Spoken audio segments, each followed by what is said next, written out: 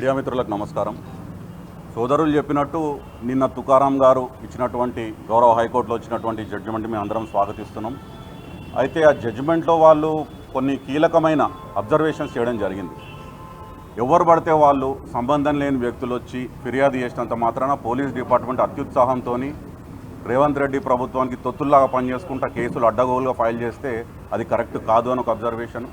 అంతేకాకుండా గతంలో కూడా గౌరవ సుప్రీంకోర్టు కానీ గౌరవ హైకోర్టు కానీ ఏవైతే మార్గనిర్దేశకాలు ఇచ్చిందో ఇట్లాంటి సోషల్ మీడియా కేసుల పట్ల వాటిని కాగ్నిజెన్స్లకు తీసుకోవాలి. దాంతోపాటు ఏవైతే అడ్డగోలుగా మీరు కేసులు ఫైల్ చేస్తున్నారో వీటి వల్ల నిజమైన సమస్యలు ఎదుర్కొంటున్న ప్రజానికం ఎవరైతే పోలీస్ స్టేషన్లకు ఆపదలలో ఏదైనా బాధితులపై ఫిర్యాదు చేస్తే వాళ్ళ కేసులు పక్కన పెట్టి కోర్టులలో ఇట్లాంటి అక్రమ కేసులు పైలప్ కావడం వల్ల నిజమైన బాధితులకు న్యాయం జరుగుతలేదు. ప్రజలు కూడా ఆలోచించాలి. మెయిన్ స్ట్రీమ్ మీడియా కానీ ఎలక్ట్రానిక్ మీడియా కానీ ప్రింట్ మీడియా కానీ మీ ఒత్తిళ్లు మీకున్నాయి, మీ మేనేజ్మెంట్ మీద మీ ఒత్తిళ్లు మీకు ఉన్నాయి కాబట్టి మీరు జరిగే ప్రతిదీ విషయాన్ని ప్రజలకు తీసుకోలేకపోతున్నారు. కాకపోతే సోషల్ మీడియా అనే ఒక వ్యవస్థ ఉంది కాబట్టి గ్రౌండ్ రియాలిటీ ఏంది అనేది నిమిషం ప్రతి క్షణం ఏం జరుగుతుంది గ్రౌండ్లో అనేది ప్రజలకు తెలిసే విధంగా పనిచేస్తున్నారు. ఇందులో భాగంగా మా బీఆర్ఎస్ పార్టీకి సంబంధించి మా పార్టీ ఎవరైతే వారియర్స్ ఉన్నారో వాళ్ళ మనోధైర్యాన్ని దెబ్బతీసే విధంగా రేవంత్ రెడ్డి గారి ప్రభుత్వం గత 20 నెలల్లో వందల వేల కేసులు పెట్టిందో ఇవన్నీ అక్రమ కేసులే. వాళ్ళు పెట్టిన కేసులు అన్నీ అక్రమ కేసులే. ఒక్కటి కూడా కోర్టులో నిలబడదు.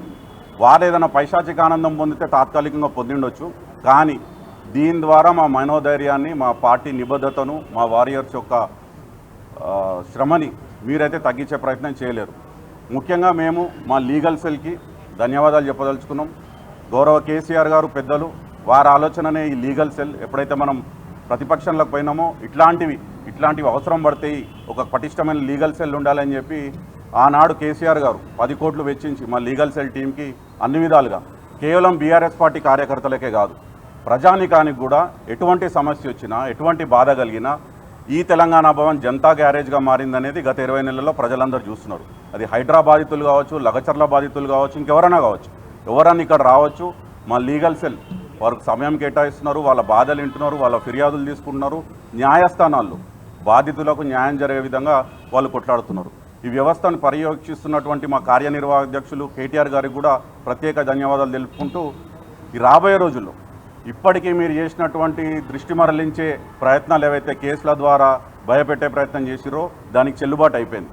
ఇప్పటికైనా రేవంత్ రెడ్డి గారి ప్రభుత్వం మీరు ఇచ్చిన 6 గ్యారంటీలు 420 హామీల మీద మీ ధ్యాస పెట్టండి, మీ దృష్టి పెట్టండి, ప్రజలకు జవాబుదారీతనంగా ఉండండి. అంతేగాని కేవలం రాజకీయ కక్ష సాధింపు చర్యలు చేస్తాము, బీఆర్ఎస్ పార్టీ నాయకులను వేధిస్తాము, అడ్డగోలుగా కేసులు పెడతాము.